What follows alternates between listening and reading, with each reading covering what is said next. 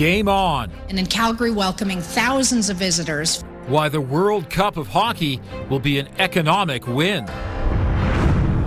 Costly fire. The stability of the building was a big concern for us, of course, so we did evacuation, make sure there's no people inside the building. Expensive sports cars lost in the flames.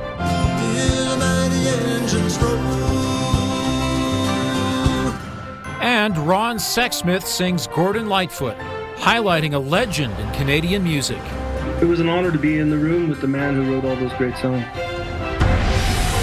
CTV Calgary, local breaking news with Ian White.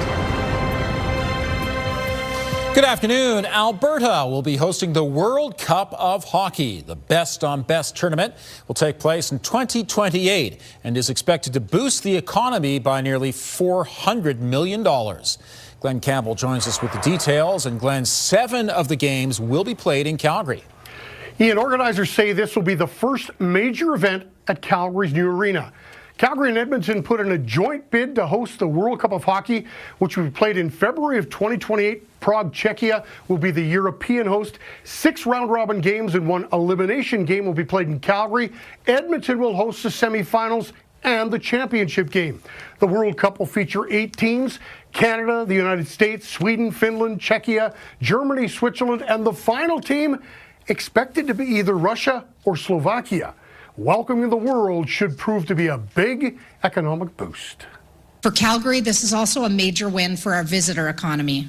The World Cup of Hockey is expected to generate an estimated $375 million in economic impact across Alberta, and in Calgary, welcoming thousands of visitors, filling hotel rooms, and creating real opportunity for tourism and hospitality businesses across our city.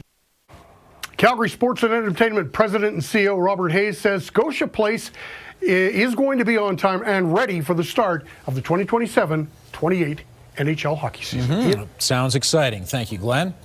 The city is asking residents and businesses to keep up water-saving efforts as demand rises into the risky red zone. On Sunday, we used 504 million litres, which put us above the safe threshold for the first time since water restrictions started a week ago. The city says it expected a small uptake since Sunday is often a day with higher water use, especially for laundry. Meanwhile, water main repair is on schedule despite colder weather over the weekend. 9 pipe segments are being reinforced on 16th Avenue Northwest near Sarcee Trail and 3 segments in Point McKay Park. Crews have completed excavation to expose the pipe, and trench boxes are now installed around all pipe segments to support the work safely. The first 2 concrete encasement pours began today. And a boil water advisory has been lifted in Spruce Cliff, Wildwood, and Ross Carrick.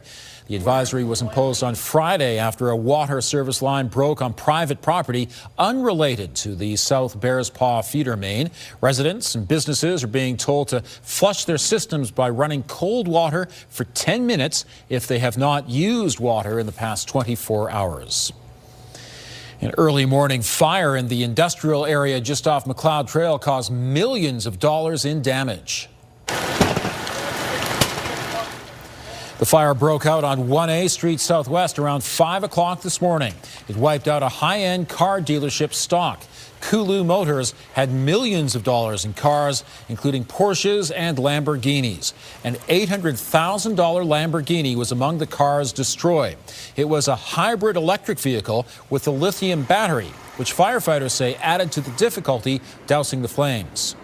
The stability of the building was a big concern for us, of course, so we did evacuation, make sure there's no people inside the building, but we're just being cautious with the amount of flame and fire that was involved. We didn't want to send crews too deep inside just because of the instability of the building. Fire crews continued dousing hot spots well into the afternoon. So far, they have not released a cause of the fire. The city has closed a troubled exit in the southwest community of Bridalwood after years of safety concerns near a day home. Barricades now prevent vehicles from turning right from 162nd Avenue onto Bridal Crest Boulevard. Neighbors say they have seen drivers coming off Stony Trail onto 162nd Avenue, often entering this corner at high speeds, with some losing control. Residents reported more than 10 collisions in the past 2 years. The Rainbow Blooms Day Home, which sits on the corner, also installed concrete barriers because of the safety concerns. Ward 3 Councillor Dan McLean confirmed to CTV News the barricade will remain in place while the city works to find a permanent solution. An early learning centre is opening at the Louise Riley Library. This is the newest of Calgary's 14 early learning centres. The play-based spaces support early learning and skill development. The new space at Louise Riley Library is also unique in that it's designed specifically for children with sensory needs. It means it's a quieter, calmer environment. This space, because it is designed for children with sensory needs, is very special. It's a unique space. It can be a little bit quieter because some of our libraries are really busy and there's lots of activity happening in them, and we love that and we want to have that in our spaces. But we want to be inclusive and make sure that everyone can enjoy the space as well. 2 more ELC locations will open in 2027 and 2028. A cash injection will help the Workland Centre enhance Calgary's arts community.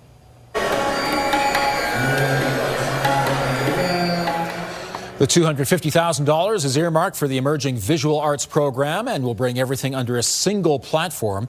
It's all part of TD's Incubator program, which supports emerging and mid-career artists with chances to network and share their work with each other. Okay, Danielle, is this the week? Is this the week where we're going to warm up for good? It is. Do you feel it? Some people are getting the headaches.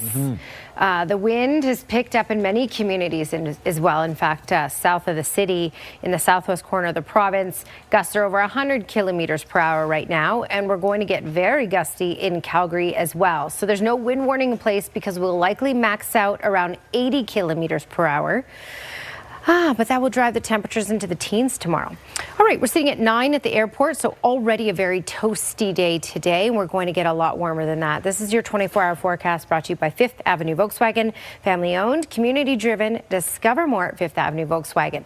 Now, we're looking at the winds picking up from 50 kilometers per hour this evening to, in the overnight hours, up to 80. So 60 to 80 kilometer per hour gusts possible after 2 a.m., and then that lasts throughout the day for tomorrow as well, but that will drive our temperature to at least 15. We'll get some sunshine as well for most of the day, and then we get even warmer than this in the coming days. Those details just ahead. Thank you, Danielle. An 8-year-old Calgary girl is facing a life-threatening illness. Still to come, the search for a living kidney donation, which could save her life. And is it European-style health care or American? Protests over Alberta's new proposal. Also, if you have a news tip, text us at 10400.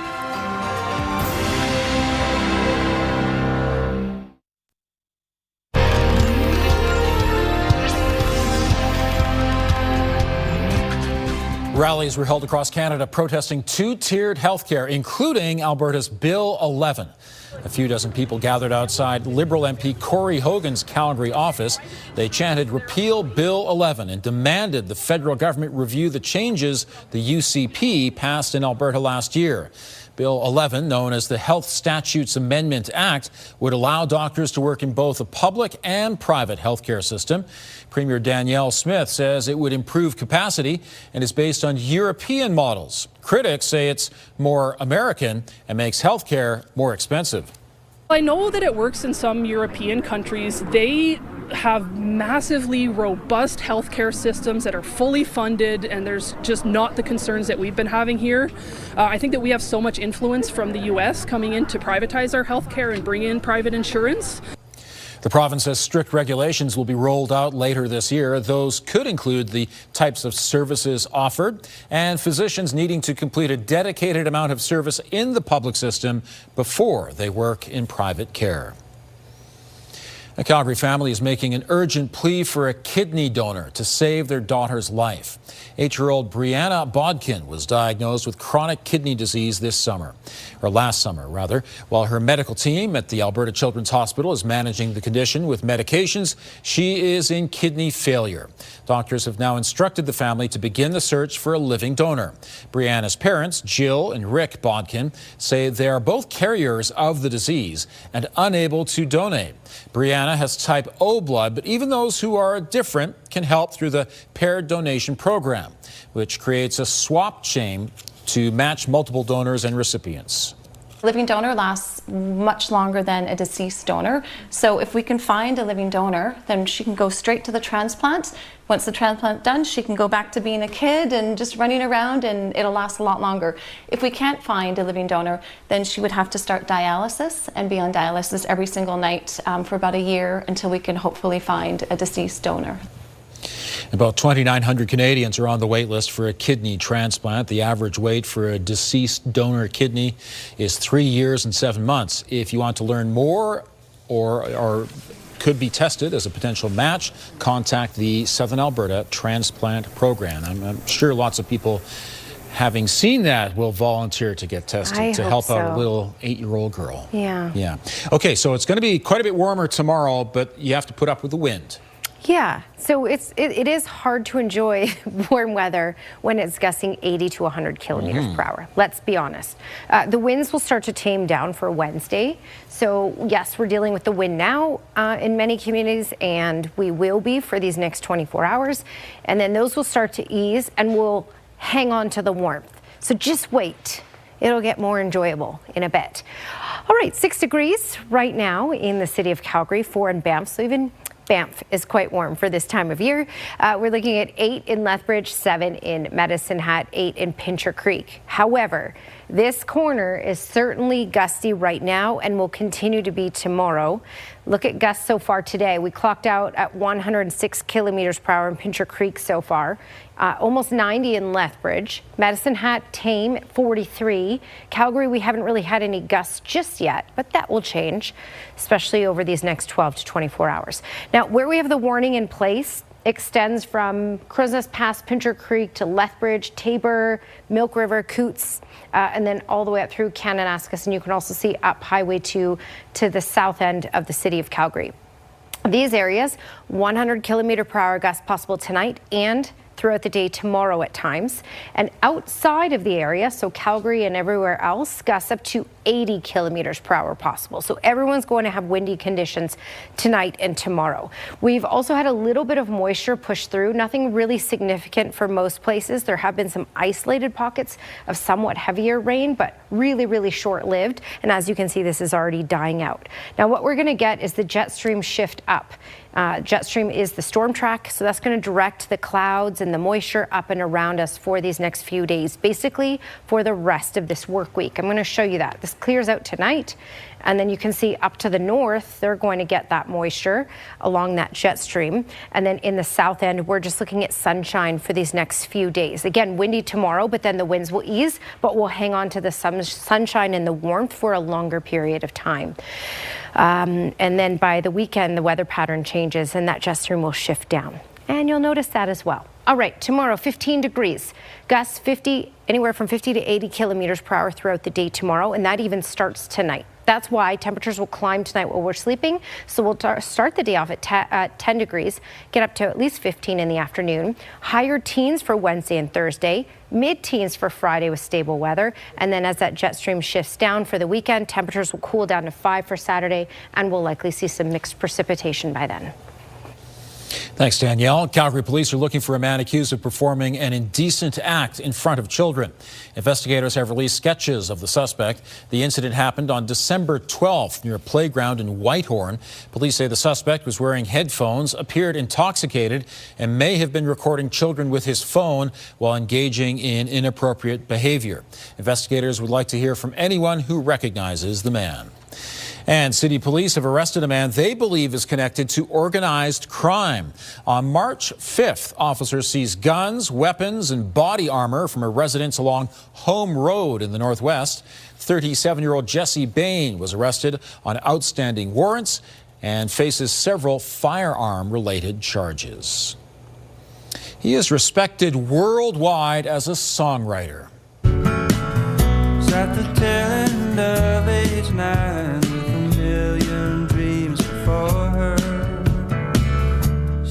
Coming up, Ron Sexsmith on performing the music of the man who inspired him, Gordon Lightfoot.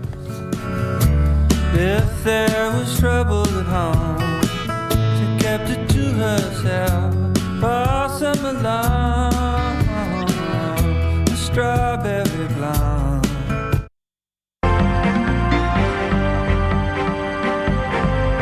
The week begins with the markets making some gains. Joining me is Robert Geary, investment advisor with the Popwich Carmeli Advisory Group. And Rob, a pretty good start to the week on the markets. Yeah, you know, you can't ask for a better start to a Monday, or especially after the last couple of weeks. And, you know, this market, again, was driven by oil prices.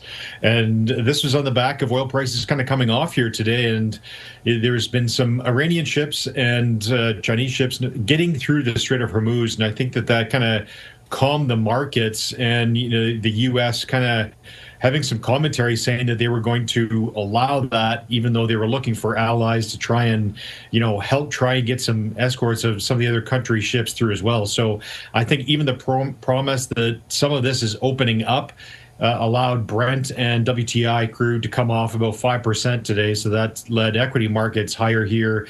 And on the back, we did get a little bit of a boost as well from some of the tech side from NVIDIA as well. Mm-hmm.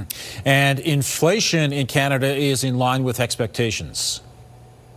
Yeah, this came in, well, slightly below, actually, 1.8% year over year. And, you know, with the Bank of Canada's decision this week, I think that's good news that, you know, they're in line. And the expectation is that there's a pause.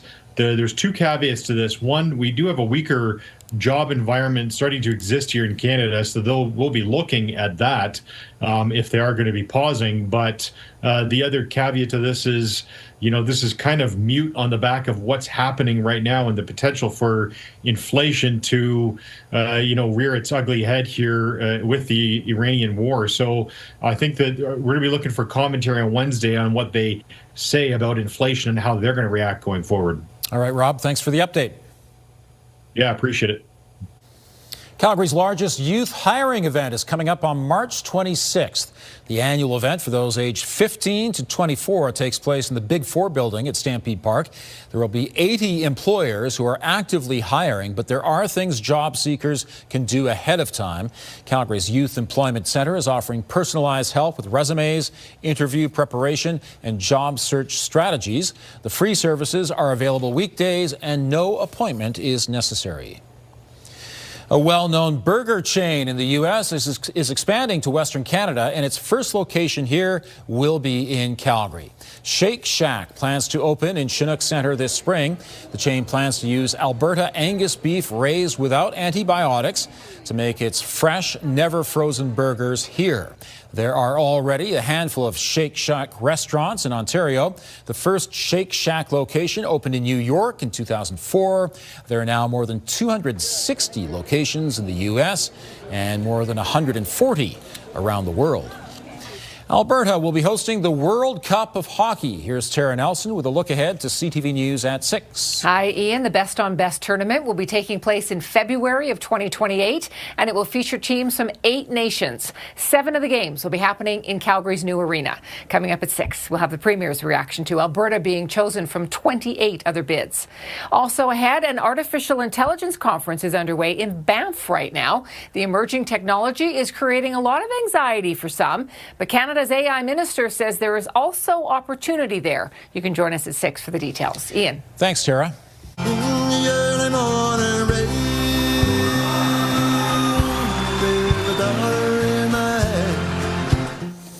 That's the unmistakable, iconic sound of the late Gordon Lightfoot. Next month, Juno-winning singer-songwriter Ron Sexsmith will bring Lightfoot songs to life in 2 shows at the National Music Centre in Calgary.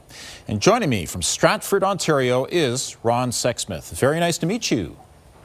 Yes, thanks for having me on. Now, as Canadians, Gordon Lightfoot's music is important to many of us. What does his music mean to you? Well, you know, he was one of the songwriters that kind of showed me the way, really, of what kind of songwriter that I wanted to be, really, and Leonard as well. But Gordon, I just became obsessed at a certain point in my early 20s. I'd been aware of his music my whole life, but I was too busy listening to, you know, British invasion stuff. But when I discovered Gordon, I realized I wanted to try to, make music that I could grow old gracefully doing, that wasn't about jumping around on stage and things like that. And I went to see him every single year that he played Massey Hall from '86 until he died. It was my favorite thing to do, really. It was like Christmas, every time he played, I'd be there. And, it was an honor to be in the room with the man who wrote all those great songs. And you got to know him a little bit. What was it like having a sort of a friendship with somebody that you admire so much? I always felt he was very warm towards me and very encouraging. But you know how it is, like when you admire someone and you're a fan, it's sort of like you're not on the level playing ground and playing field, I should say. And I felt that, it must be a bit weird for someone to hang out with someone who's such a fan. But he was always very nice, and he came to see me at my very first show at Massey Hall, which was a huge honor, and I didn't know he was coming until that morning when he called. To see my extended interview with Ron Sexsmith, visit ctvnewscalgary.ca. Some strong winds moving in tomorrow, but also some much warmer temperatures as well. Right now in Calgary, it's +6, and some light rain in the area. Danielle has details coming up. It's St. Patrick's Day tomorrow. It is. It's also going to be windy, so you might want to wear a green hat to prevent your hair from flying all over the place, right? Whichever hat you wear, hold on to it outside when you're headed to the, I'm going to say, event. 6. Currently, it says today's high is 4. Also, today's high is 6. These temperatures are kind of wackadoodle here. Okay, so our high was 9 degrees. We are currently sitting at 6. And it will be much warmer tomorrow. The winds are going to pick up tonight, and that's why 10 degrees in the morning, 15 in the afternoon, but that comes with 80-kilometer-per-hour gusts. Thanks, Danielle. Taber has been named a provincial winner in the Kraft Hockeyville competition, which will help a bit with arena repairs. In December, there was a Zamboni explosion at Taber's ice rinks. It will cost nearly $20 million to rebuild the arena, and the town is hoping for some federal funding. Also helping with costs is the Hockeyville contest. On Saturday, Taber was announced as the provincial winner, and that comes with $50,000. The finals start this coming weekend, and the winner of that will receive $250,000. Thanks for joining us. Now here's the early edition of the CTV National News.